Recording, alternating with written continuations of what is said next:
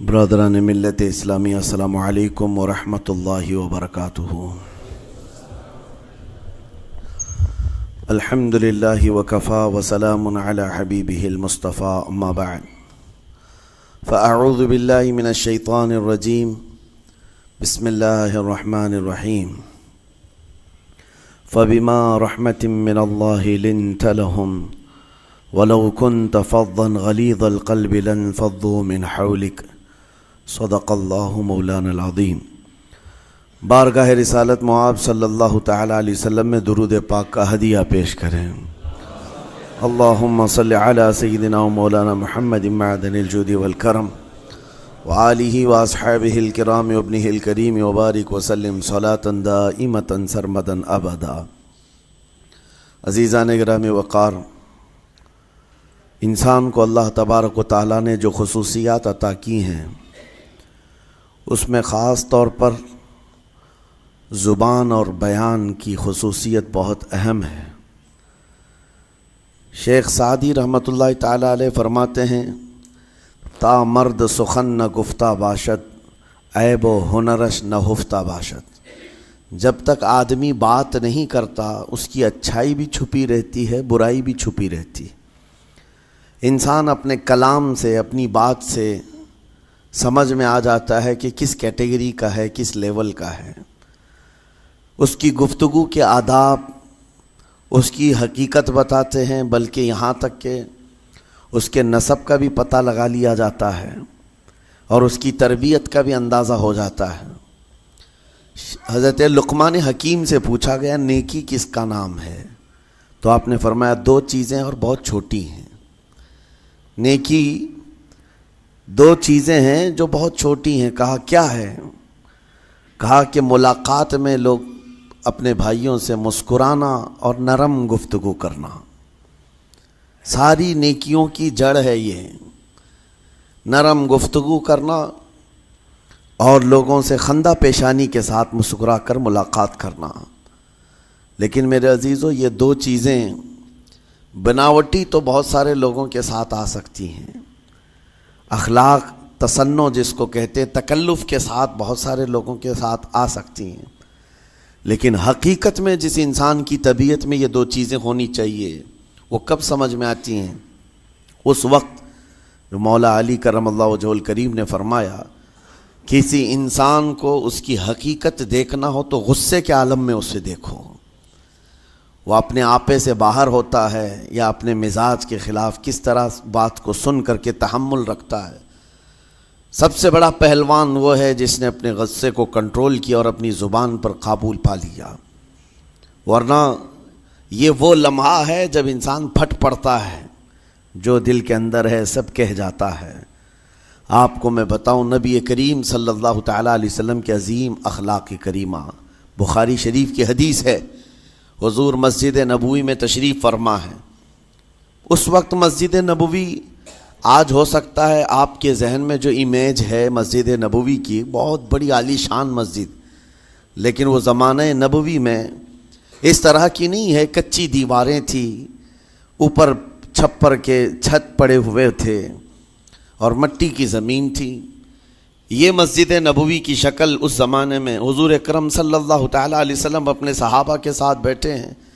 ایک دیہات کا رہنے والا شخص آیا۔ ایک بات یاد رکھیں کہ دیہات میں، گاؤں میں رہنے والوں کے اخلاق اور تمیز میں بڑا فرق ہوتا ہے، ان کے ہاں آداب کی کمی ہوتی ہے۔ وہ شخص آیا اور مسجد نبوی میں آ کر حضور صلی اللہ علیہ وسلم سے کچھ بات چیت کیا اور تھوڑی دیر کے بعد مسجد میں ہی کھڑے ہو کر پیشاب کرنا شروع کیا۔ بخاری شریف میں یہ حدیث موجود ہے۔ جب مسجد نبوی میں کھڑے ہو کر پیشاب کرے تو صحابہ اکرام سب دیکھ کر کے دوڑانے لگ گئے، خذوہ خذوہ، پکڑو اس کو، پکڑو اس کو، اور صحابہ دوڑاتے تھے، وہ پیشاب کرتے ہوئے بھاگتا تھا پوری مسجد میں۔ نبی پاک صلی اللہ تعالی علیہ وسلم نے فرمایا، دعوہ، چھوڑ دو اس کو، کر لینے دو، پیشاب کر رہا ہے مسجد میں، چھوڑ دو اس کو۔ جب وہ صحابہ اکرام حضور کا حکم سنتے ہیں، سب پیچھے ہٹ گئے۔ تھوڑی دیر کے بعد نبی کریم صلی اللہ تعالیٰ علیہ وسلم نے صحابہ سے فرمایا، پانی کے ڈول بھر کر کے لائے جائیں۔ صحابہ سے ہی منگوایا، پانی کے ڈول بھر کر کے لائے گا اور مسجد نبوی کے میدان میں فرش پر بہایا گیا اور صاف کیا گیا۔ اب وہ شخص نہایت ہی ڈرا سہما کھڑا تھا، میرے ساتھ کیا ہوگا پتہ نہیں، میں نے پیشاب کیا، اب مجھے یہ لوگ قتل کر ڈالیں۔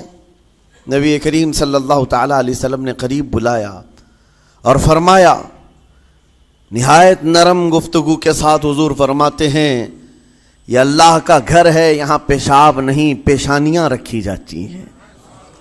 بس یہ جملہ ہے، بخاری شریف میں موجود ہے، یہاں عبادت کی جاتی ہے۔ اتنا کہہ کر رخصت ہو گئے، رخصت کر دیا۔ وہ دیہات سے آیا ہوا جو نوجوان تھا یا شخص تھا، باہر نکلتے ہی وہ کلمہ طیبہ پڑھ کر حضور کی غلامی میں شامل ہوا۔ میں نے وہ بلند عالی اخلاق نہیں دیکھے۔ نبی کریم صلی اللہ علیہ وسلم کے بارے میں قرآن کہتا ہے، فَبِمَا رَحْمَةٍ مِّنَ اللَّهِ لِنْتَ لَهُمْ، اللہ کی رحمت سے آپ لوگوں کے لیے نرم ہیں، اس لیے لوگ آپ کے ارد گرد لگے ہوئے رہتے ہیں۔ وَلَوْ كُنْتَ فَظًّا غَلِيظَ الْقَلْبِ لَانفَضُّوا مِنْ حَوْلِكَ، اے رسول اگر آپ سخت دل ہو جائیں تو پھر یہ سب چھٹ جائیں گے، آپ سے دور ہو جائیں گے۔ اس رسول کے لیے جب کہا گیا ہے کہ اگر آپ سخت ہو جائیں تو لوگ چھوڑ کر کے دور ہو جائیں گے، تو ہمارے اور آپ کے لیے کس قدر لہجے کی پابندی ضروری ہے۔ ہاں عزیزان گرام وقار، اپنی گفتگو، اپنے کلام، اپنی بات چیت سے آپ اپنے سلیقے بتاتے ہیں۔ گالی گلوچ کرتے ہوئے جن کی صبح شامیں ہوتی ہیں، ان کو دیکھ کر کے ہی پہچان میں آ جاتا ہے کس گھر سے یہ تعلق رکھتا ہے، کہاں ان کی تربیت ہوئی ہے، کس طرح ان کے آداب سکھائے گئے۔ اسی لیے میرے عزیزو، بچوں کو آوارہ بھی نہ چھوڑ دینا کہ وہ اپنی زبان گلی کوچوں سے سیکھ کر کے جائیں۔ کل کو ہوگا یہ کہ اس کی زبان کی وجہ سے لوگ تمہیں تان و تشنیع کریں گے، اس کا باپ ایسا ہوگا اس لیے بچہ ایسا ہے، اس کی ماں اس طرح ہوگی اس لیے اس کی گفتگو ایسی ہے۔ کیونکہ موسٹلی زیادہ طور پر بچے اپنے ماں باپ کے اخلاق کو نقل کرتے ہیں، ٹرانسفر ہوتی چلی جاتی ہیں۔ ایک بار حضور اکرم صلی اللہ تعالیٰ علیہ وسلم مسجد نبوی سے باہر نکل کر جا رہے ہیں۔ توجہ میرے عزیزو، اخلاق کہاں دکھانے چاہیے اور ہماری بات چیت کے انداز ہمیں کہاں ہونا چاہیے، میں آپ کو بتاؤں۔ حضور تشریف لے کر جا رہے ہیں، صحابہ اکرام کھڑے تھے حضور کے اطراف۔ مدینہ طیبہ کی ایک بوڑھی خاتون جس کا ذہنی توازن کھویا ہوا ہے، یعنی وہ دماغی طور پر ڈسیبل ہے، اور وہ آئی جا رہی تھی۔ لوگ جب بھی اس کو دیکھتے راستہ کاٹ لیتے، وہ جس کو بھی پکڑتی تھی سنانا شروع کرتی تھی، جو منہ میں آئے بکنے لگ جائے، اور لوگوں کو تنگی محسوس ہونے لگتی۔ صحابہ نے دیکھا کہ یہ عورت آ رہی ہے، حضور کی طرف آ رہی ہے، سب نے حضور صلی اللہ علیہ وسلم کو گھیر لیا، اس کا راستہ روکنے کے لیے اب آئے گی۔ اور نبی کریم صلی اللہ علیہ وسلم کے پاس اگر زبان درازی کرنے لگ جائے، پاگل عورت ہے، اور بک بک کرنے لگ جائے، حضور پاک صلی اللہ علیہ وسلم کے ادب میں کہیں کمی نہ آ جائے۔ صحابہ کا یہ ہمیشہ اہتمام رہتا۔ حضور اکرم صلی اللہ علیہ وسلم نے دیکھا تو صحابہ سے کہا، ہٹ جاؤ، اس کو آنے دو، ہٹ جاؤ، اس کا راستہ چھوڑ دو۔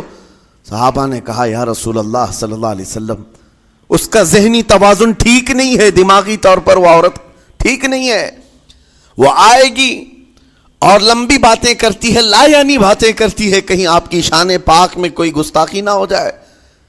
صحابہ روک رہے تھے، حضور پاک صلی اللہ علیہ وسلم نے سختی سے فرمایا، ارشاد فرمایا، ہٹ جاؤ، اس کا راستہ چھوڑ دو، مجھے پتا ہے پورے مدینے میں اس کی کوئی نہیں سنتا، میں بھی نہ سنوں تو کس کو سنائے گی، اگر میں بھی نہ سنوں تو وہ کس کو سنائے گی۔ یہ میرے مصطفیٰ کریم صلی اللہ تعالیٰ علیہ وسلم کے دربار عالی جاہ کی وہ بلند اخلاق کریمانہ کی ایک مثال ہے، جس کو خود میرے آقا نے فرمایا، بعثت لأتمم مکارم الاخلاق۔ عزیزان گرامی وقار، لوگوں کے آج حالات ایسے ہیں کہ اچھے لوگوں کے ساتھ اخلاق الگ دکھائے جاتے ہیں، چھوٹے لوگوں کے ساتھ اخلاق الگ دکھائے جاتے ہیں۔ سٹیٹس کا آدمی ہو تو اس کے ساتھ ملنے کے طریقے الگ ہیں، اور غریب کوئی آ جائے، فقیر کوئی آ جائے تو اس سے ملنے کا انداز الگ ہو جائے. یہ نہ ہو، یہ ہم سب کے لیے نصیحت ہے. اسی ممبئی کی سرزمین پر میں آپ کو بتاؤں، ایک ماہم شریف میں بزرگ حاجی صاحب ہوا کرتے تھے، آج سے تقریباً 10-12 سال پہلے کی. وہ کئی لوگوں سے ایک سوال کرتے تھے پکڑ پکڑ کر کے کہ میرا ایک سوال ہے، آپ جواب دیں گے، میرا ایک سوال ہے. کئی علماء سے انہوں نے پوچھا، مجھ سے بھی انہوں نے، جب میں نیا تھا مصر سے پڑھ کر کے آیا تھا، میرے پاس آ کر کہا کافی سالوں سے میرے ذہن میں ایک سوال ہوتا ہے، میں آپ سے بھی پوچھنا چاہتا ہوں. کہا بتائیے کیا ہے؟ کہا میں حضور سرکار مجاہد ملت رحمۃ اللہ علیہ کا مرید ہوں. علامہ حبیب الرحمن مجاہد ملت، رئیس اعظم اڑیسہ، جن کے خدمات جلیلہ آج ہو سکتا ہے نئی جنریشن کو نہ معلوم ہو، ان کا لقب ہے مجاہد ملت، جنہوں نے سنیت کی بقا کے لیے اپنا تن من دھن سب قربان کیا تھا. وہ مجاہد ملت عظیم بزرگ ولی کامل ہے. یہ حاجی صاحب کہتے ہیں کہ میں ایک نارمل آدمی تھا، کڑیا تھا، یعنی گھر بنانے کا کام کرتا تھا. جب وہ ممبئی تشریف لاتے تو دوڑ کر کے ہر جگہ سے لوگ ملنے آتے، میں بھی گیا تھا. اور اس وقت میں جوان تھا. حضور مجاہد ملت رحمۃ اللہ علیہ کی بات وہ بتا رہے ہیں کہ لوگ لائن لگا کر کے مصافحہ کر رہے تھے، مل رہے تھے. جب مل رہے تھے تو پھر میرا نمبر آیا، میں ملنے کے لیے گیا. بزرگوں کے سب ہاتھ چومتے ہیں، یہ ہمارے سنیوں کے طریقے ہیں. ادب، علماء ذوی الاحترام کے ہاتھوں کا بوسہ لینا یہ مستحسن ہے، یہ ہمارے آداب میں سے، معمولات اہل سنت میں سے. تو جب سب لوگ ان کے دست بوسی کر رہے تھے، ہاتھ چوم رہے تھے، میں بھی قریب گیا. اور جب میرا نمبر آیا، میں ہاتھ چومنے کے لیے گیا تو انہوں نے میرا ہاتھ لے کر خود ہی چوم لیا. وہ بزرگ عالی جاہ ولی کامل جن کو دنیا مجاہد ملت کہتی ہے، میرا ہاتھ انہوں نے چوم لیا. اور میرے اندر ایسی پشیمانی تھی کہ میں کیا کروں، سمجھ میں نہیں آیا. میں ایک معمولی سا کڑیا، اور کہاں ان کا مقام، کہاں میرا. تو اس کے بعد وہ اس بے چینی میں رہتے تھے کہ ایسا کیوں کیا، ایسا کیوں کیا، کیونکہ پوچھنے کا موقع ہی نہیں ملا. ایک بزرگ تھے، انہی کے خلیفہ تھے حضور مجاہد ملت کے، انہوں نے اس کا جواب دیا. میرے عزیزو، کیا بہترین جواب تھا. حضرت مجاہد ملت رحمۃ اللہ تعالی علیہ یہ چاہتے تھے کہ ہزاروں لوگ ہماری تعظیم کرتے ہیں تو کہیں ہمارے دماغ میں بادشاہت کا خیال نہ آئے، ہم غریب اور فقیر کا ہاتھ چوم کر اپنے نفس کی مخالفت بھی کرتے ہیں. اخلاق کریمانہ دکھانے کے لیے اسٹیٹس والوں کے ساتھ ہی نہیں، غربا فقراء کے ساتھ بھی وہ اخلاق ہوں. نبی کریم صلی اللہ تعالیٰ علیہ وسلم کے وہ آداب آج اگر آپ اپنا لیں، بہت ساری کڑوی چیزیں ویسی ختم ہو جائیں. آج ممبئی کی سرزمین پر سب سے بڑا یہ چیلنج ہے بات کرنے میں. نوجوانوں کے تو آج پارے چڑھے ہوئے ہوتے ہیں، ان سے کوئی بھی بات کر لے، جس تیور میں یہ بات کرتے ہیں ایسا لگتا ہے کہ ابھی لڑائی ہو جائے گی، ابھی جھگڑا ہو جائے گا.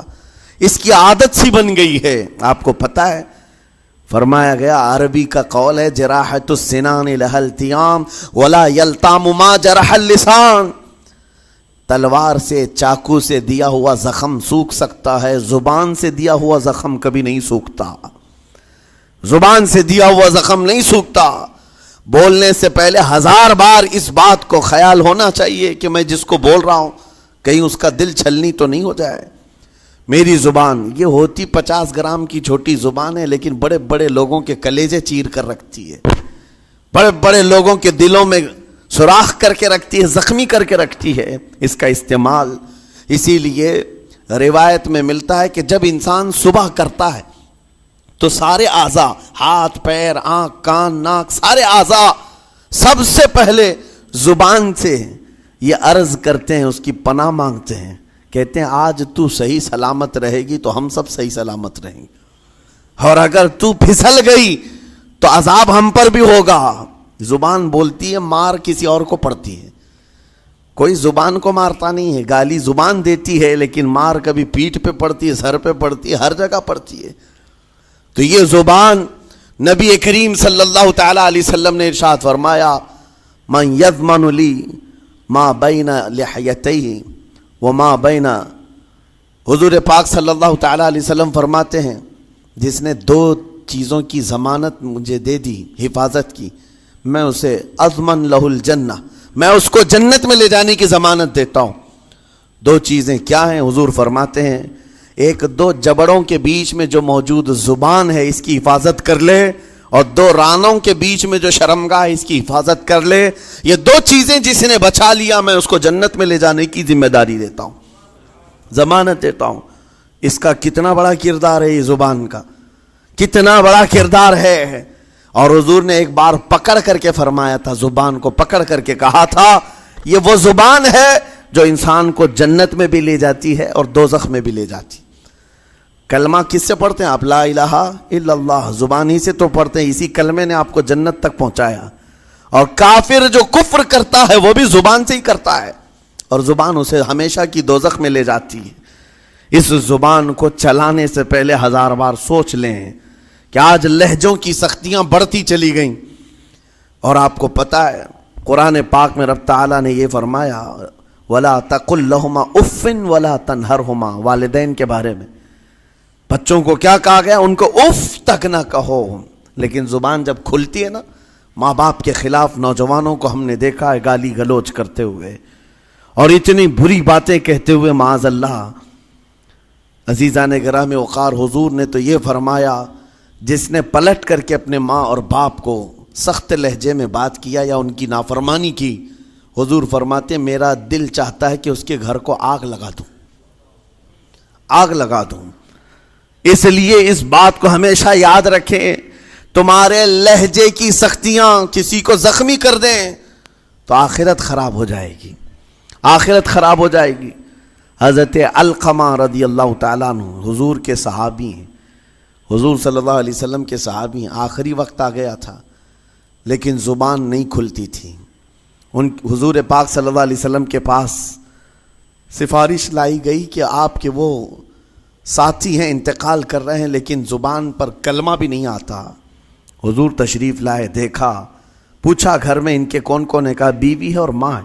ماں کو بلایا اور کہا علقمہ کے بارے میں کیا کہتی ہو، کیسا تھا؟ کہا بہت اچھا، پرہیزگار، عبادت گزار، سارے نیکوکاریاں اس کے اندر ہیں۔ تو پھر حضور نے پوچھا اچھا یہ بہت نیک تھا، تم بھی اس سے راضی ہو کہ نہیں ہو؟ ماں نے کہا میں نہیں راضی ہوں، میں راضی نہیں ہوں۔ کہا کیوں، وجہ کیا ہے؟ کہا یا رسول اللہ میرا اکلوتا بیٹا، میرا تنہا بیٹا تھا، بڑی محبتوں کے ساتھ اس کو پالا تھا، اور جب میں نے اس کی شادی کی اپنی بیوی کو لایا، اور جب بیوی گھر پر آ گئی تو میری بات کو ہلکے میں لیتا، اپنی بیوی کی بات کو فوقیت دیتا، ترجیح دیتا، اور اس وقت غالباً یہ باتیں تھی کہ زبان سے کوئی کلمہ ان کے نکلا ہوگا جو بیوی کی حمایت میں تھی، ماں کو تکلیف پہنچ گئی۔ کہا میرا دل گوارا نہیں کرتا، میں اس سے راضی نہیں ہوں، باقی وہ بہت نیک بندہ ہے، بہت اچھا ہے۔ حضور نے فرمایا دیکھو زندگی کے آخری پڑاؤ پر آ چکا ہے، روح نکلنے کو ہے، معاف کر دو۔ وہ بھی صحابیہ تھی، انہوں نے کہا آقا آپ کا حکم ہے یا مشورہ ہے؟ اگر حکم ہے تو پھر ماننا ہے۔ حضور نے فرمایا نہیں، حکم نہیں، مشورہ ہے۔ کہا مشورہ ہے تو پھر دل نہیں چاہتا، دل نہیں چاہتا۔ حضور نے فرمایا صحابہ سے کہ لکڑیاں جمع کرو، آگ لگاؤ اور انہیں اٹھاؤ، آگ میں ڈال دو۔ آگ دہکائی گئی تو ماں کی ظاہر سی بات ہے ممتا بے چین ہو گئی۔ کہا ان کو میرے سامنے آگ میں ڈالیں گے؟ کہا ہاں، اس سے بہتر ہے کہ وہاں جلے گا، یہاں جلے۔ وہ ماں کہتی آقا آپ گواہ ہو جائیں، میں اپنے بیٹے کو معاف کرتی ہوں۔ ادھر معاف کیا، ان کی زبان پر کلمہ طیبہ جاری ہوا۔ میرے عزیزو یہ بتانا مقصود اس لیے ہے کہ زبان سے دیے ہوئے زخم خواہ والدین کو ہو، یہ معمولی نہیں ہوتے۔ ہو سکتا ہے آخری وقت تمہاری زبان بند ہو جائے اور کلمہ طیبہ بھی نہ جاری ہو، زبان کھلنے بھی نہ لگے، یہ حالات آ جائیں گے۔ اس لیے اپنی زبان کا کنٹرول برقرار رکھو، کس سے کیا کہنا ہے۔ ابھی میں اس کا دوسرا پارٹ بھی بتاتا ہوں زبان کے استعمال کا۔ یہ نرمی لہجے کے اندر ہونا بہت ضروری ہے، لیکن کچھ جگہوں پر سختی کی اجازت ہے، لیکن وہ مقامات الگ ہیں۔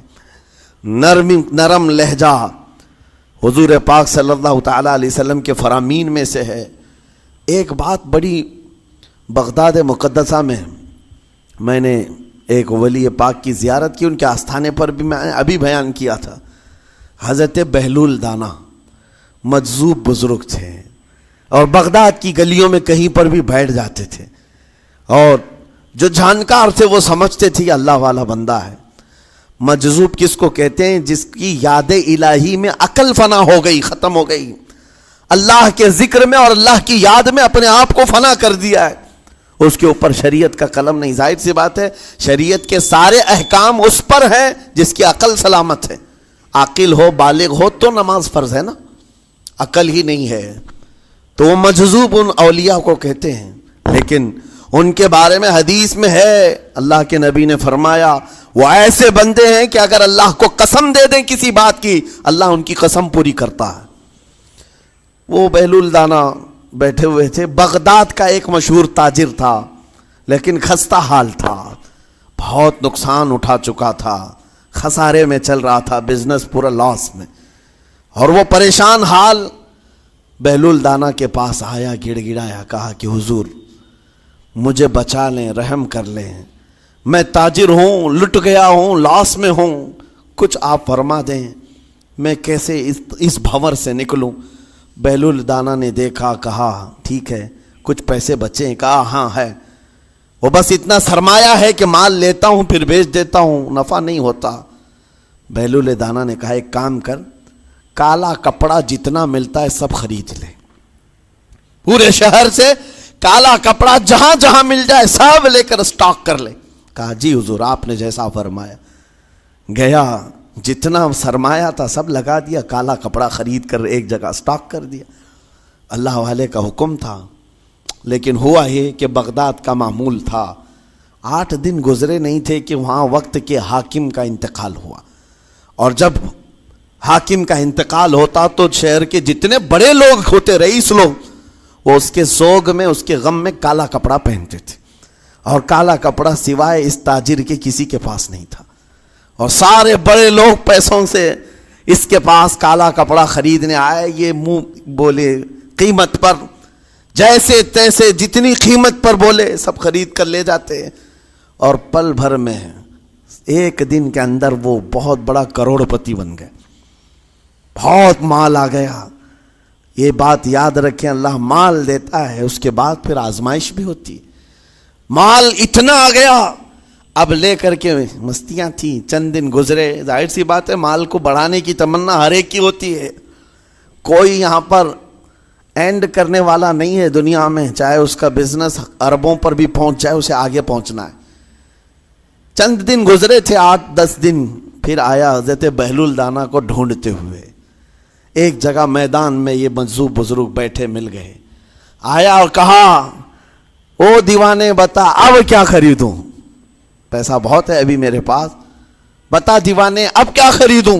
انہوں نے دیکھا، کہا کہ لہجہ تو بدلا ہوا ہے، پیسہ بہت زیادہ تھا، کہا کہ ٹھیک ہے کوئی بات نہیں، اللہ والوں کو ان سب چیزوں سے کوئی لینا دینا نہیں۔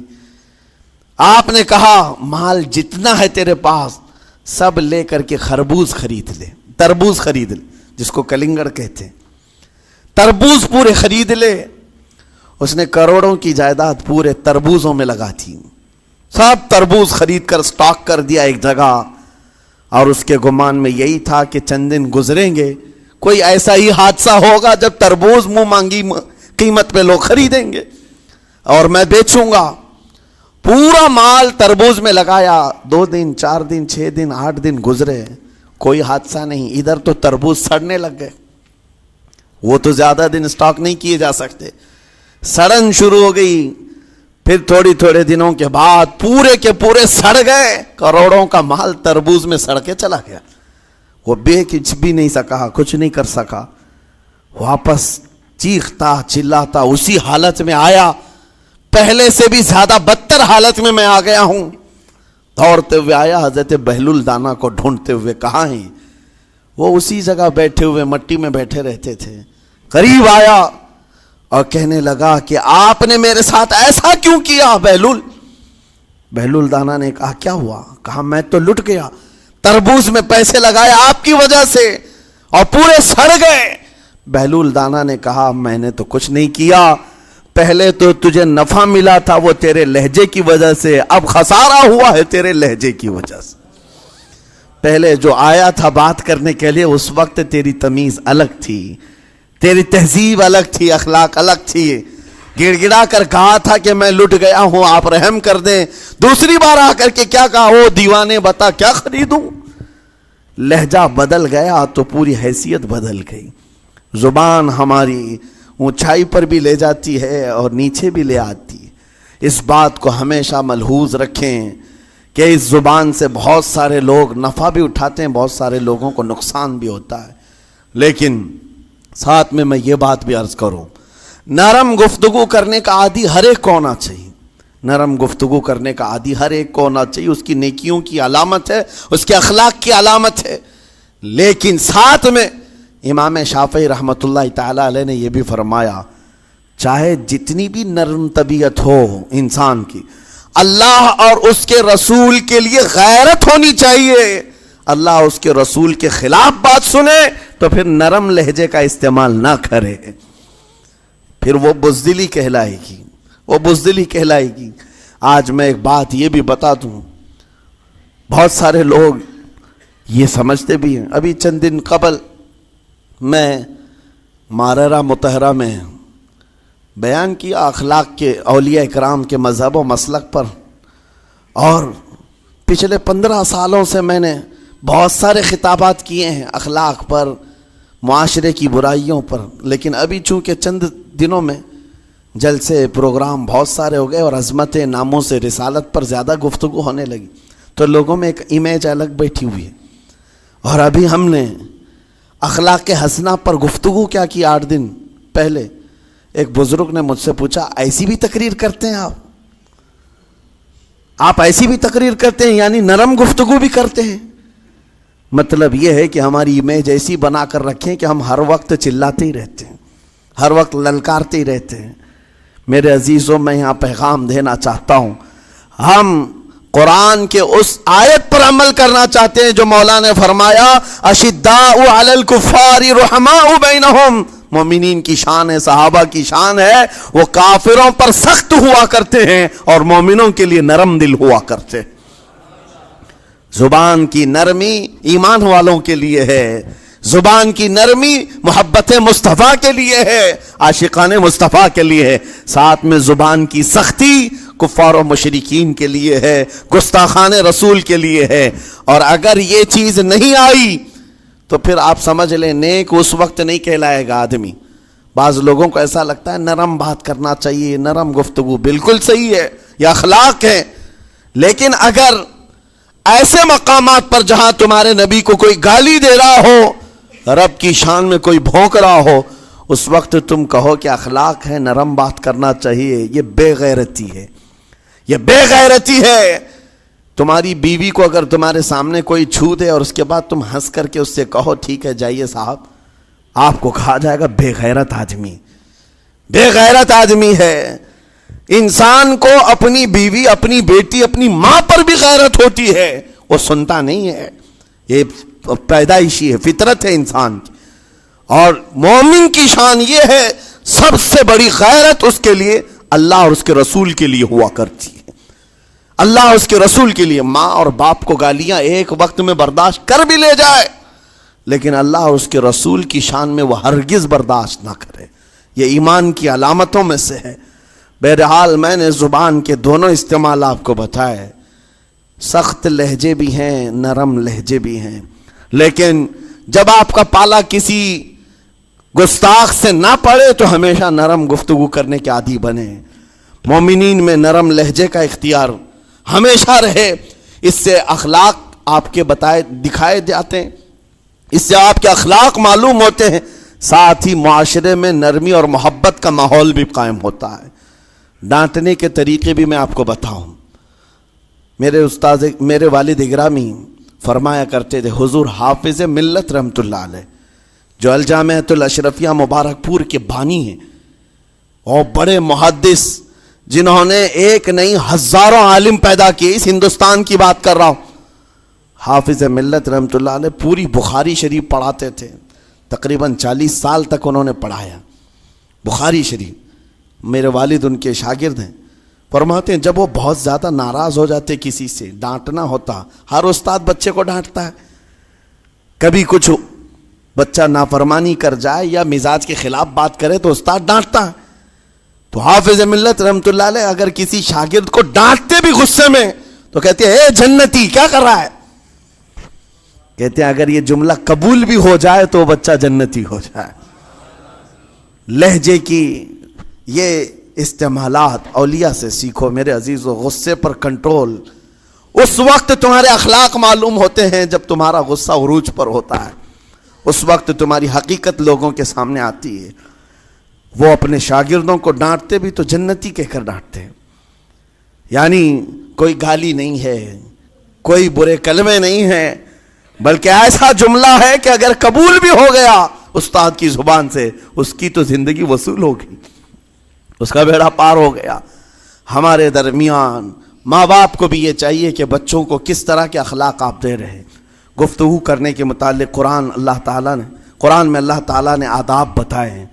جب آپ گھروں کے اندر موجود ہوں تو بچوں کے سامنے کس طرح کی گفتگو کیا کریں گے، کیسی بات کریں گے. شوہر اور بیوی جس طرح کی باتیں کر رہے ہیں بچے کے دماغ میں وہ پورا کا پورا چھپتا ہے، ٹرانسفر ہوتا ہے. اسی لیے کہا گیا ایڈلٹ گفتگو کبھی بھی بچوں کے درمیان نہیں کی جائے گی. جو میچورٹی میں نہیں ہے ان بچوں کے سامنے ماں اور باپ بیٹھ کر کے کلام بھی نہ کریں، بات نہ کریں. معاشرہ تو آج ایسا ہے، سب پوری فیملی لے کر کے بیٹھے ہوئے ہیں، اور حد تو یہ ہے کہ گندی فلمیں سامنے لگی ہوئی رہتی ہیں. وہ کیسے بچا پاؤ گے؟ 4 سال 5 سال کے بچے کے اندر بھی وہ گفتگو، وہ مکالمات، ایک دوسرے سے بات کرنے کی تمیزیں، وہ سب وہاں سے سیکھتا آ رہا ہے. گھروں کے اندر ماحول کو تبدیل کرنے کے لیے آپ کی اپنی زبان پر کنٹرول اور اپنے بچوں کی تربیت اور ان کی زبان پر کنٹرول بہت ضروری ہے. پھر دیکھنا آپ یہ معاشرہ پیدا کر کے کل کو آپ کا بچہ نکلے گا، اس کی تمیز، اس کے اخلاق پر ہر کوئی اش اش کرے گا. چند دنوں کی محنت ہے آپ کی، لیکن بچے جب سلیقے کے ساتھ گفتگو کریں تو لوگوں کا دل جیت لیا کرتے ہیں. بات کرنے کے آداب ایسے ہیں کہ لوگ دل جیت لیا کرتے ہیں. یہ میرے استاد گرامی مصر کے رہنے والے تھے. جب خطابت ہمیں سکھا رہے تھے گفتگو کرنے کے آداب، تقریر کرنے کے آداب، تو ایک امام غزالی کا قول تھا کلم الناس علی قدر عقولہم، لوگوں سے ان کی عقل کے مطابق بات کرو. اس پر وہ سمجھاتے ہوئے ہمیں ٹریننگ دیتے تھے اور کہتے تھے کہ تمہارے پاس آنے والے کئی طرح کے لوگ ہوں گے. اگر تم امام ہو، اگر داعی ہو، خطیب ہو، مقرر ہو، کوئی غریب گھر سے، کوئی بڑے امیر گھر سے، کوئی پڑھا لکھا آئے گا، کوئی جاہل ہوگا، کوئی بدتمیز بھی ہوگا، کوئی نیکوکار، کوئی گنہگار، سب طرح کے مکس مجموعہ تمہارے پاس ہوگا. ان سے خطاب کرنا، ان سے بات کرنا، کس انداز سے بات کرو گے، کیسے ان سے کلام کرو گے. میرے عزیزو یہ ہمارا اپنا ہنر نہیں ہے. ہم جو آپ کے سامنے گفتگو کر رہے ہیں یہ ہمارا فن نہیں ہے، یہ اپنا پیدا کیا وہ ہنر نہیں ہے. ہمیں سکھایا گیا تھا صرف اور صرف آپ کو اس مجمع سے اور یہ آئے ہوئے جمع غفیر سے بات کرنے کے لیے ایک ہی اسلوب اپنانا ہے. دیکھنا ہے کہ رسول اللہ کیسے بات کیا کرتے تھے. میرے آقا صلی اللہ تعالی علیہ وسلم کا اسلوب اپناؤ. حضور کے خطبے دیکھو، حضور جب خطاب کرتے، ظاہر سی بات ہے مسجد نبوی میں اس وقت بھی لوگ، ہر طرح کے لوگ آتے، دیہات کے بھی تھے، شہر کے بھی تھے، اعلیٰ دماغ والے لوگ اور کئی الگ الگ قسم کے لوگ آتے. حضور کا خطاب سب کے لیے تھا. عزیزان گرامی، ان سنتوں پر عمل کر کے آج آپ اپنے لہجے کو بہتر بنا سکتے ہیں. بس میری گفتگو کا خلاصہ یہی ہے کہ اللہ تعالیٰ ہمیں زبان کا صحیح استعمال عطا فرمائے، ورنہ یہ زبان کی سختیاں اور اس کی کڑواہٹ ہمیں دوزخ میں بھی لے جاتی ہے، دوزخ تک لے جا سکتی ہے. اللہ تعالیٰ اس کی مکاریاں، اس کی عیاریاں اور اس کی شرانگیزیوں سے ہم سب کی حفاظت فرمائے. ساتھ میں یہ بھی میں بتا دوں، وہ زبان پاک نہیں بولتی، وہ زبان پاک نہیں بولتی جو حلال نہیں کھاتی.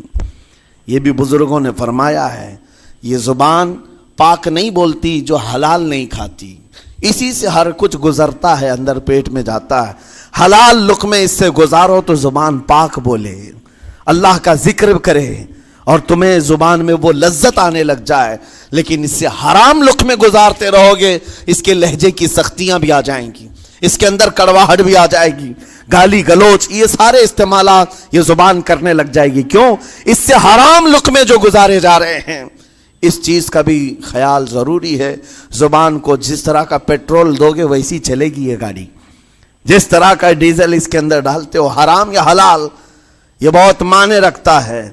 اور ایک بات یہ بھی سن کر کے چلے ہیں کہ حضرت سلیمان علیہ السلام کے زمانے میں ایک مناظرہ ہوا تھا علماء کا. بعض لوگوں نے کہا کہ انسان کی ایک جماعت تھی, انسان کی زبان افضل ہے, منہ افضل ہے, اس لیے کہ وہ اللہ کا ذکر کرتی ہے. بعض نے کہا کہ نہیں, انسان کے پیچھے کا مقام اچھا ہے, اس سے بہتر ہے. یہ دونوں کی تکرار میں حضرت سلیمان علیہ السلام کے پاس بات آئی, آپ بتائیں. تو ان سے پوچھا تم اتنی بڑی بات کیوں کہہ رہے ہو؟ اس کے پیچھے کا مقام اچھا ہے. کہا کہ اس لیے کہ وہ صرف نجاست نکالتا ہے, وہ صرف نجاست نکالتا ہے, وہ مقام غلاظت باہر کرتا ہے, غلاظت اندر لیتا نہیں. زبان غلاظت اندر بھی لیتی ہے, حرام کھاتی بھی, لوگوں کو زخمی بھی کرتی ہے. ان علماء کی دلیل تھی. تب آپ نے فرمایا بات ٹھیک ہے, جس انسان کا زبان پر کنٹرول نہیں, حرام کھاتا ہو اور بد کلامی کرتا ہو, گالی گلوچ ساری چیزیں کرتا ہو, آپ نے فرمایا اس سے بہتر اس کا پیچھے کا مقام ہے. اور جو انسان کنٹرول رکھتا ہے, حلال کھاتا ہے اور لہجے کی نرمی رکھتا ہے, ظاہر سی بات ہے اس کا منہ ہی افضل ہے, اس کی زبان افضل ہے. اب یہ تو فیصلہ سب کا ہے, کس کو کیا چیز اختیار کرنی ہے. عزیزان گرامی اوقات, یہ بہت بڑی بات ہے جو میں آپ کے سامنے کہہ رہا ہوں. زبان کو اگر کسی دوسری جگہ سے کمپیئر کیا جائے تو لگتا ہوگا نرم, یہ بالکل اچنبے والی بات ہے, عجوبے والی بات ہے, یہ کون سا کمپیریزن ہے. وجہ یہی ہے, بعض لوگوں کو ہم نے اتنا گندا بولتے ہوئے دیکھا ہے, اس سے بہتر ہے کہ وہ نہ بولیں. لوگوں کو زخمی کرتے ہیں, کسی کے مقدسات پر حملے کرتے ہیں. اللہ تعالیٰ ان کے زبان کی شرارتوں سے ہماری حفاظت فرمائے. اور کریم خدا ارحم الراحمین مولا اس چیز سے بھی ہمیں حفاظت فرمائے. قیامت کے دن کچھ لوگ صرف اس لیے پکڑے جائیں گے کہ وہ کچھ نہیں بولتے تھے, لیکن وہ جن کے ساتھ رہتے تھے وہ بولتے تھے, وہ لوگ بولتے تھے, اور ان کی وجہ سے یہ خاموش رہنے والا جو ساتھ میں تھا اسے بھی جہنم میں لے جایا جائے گا.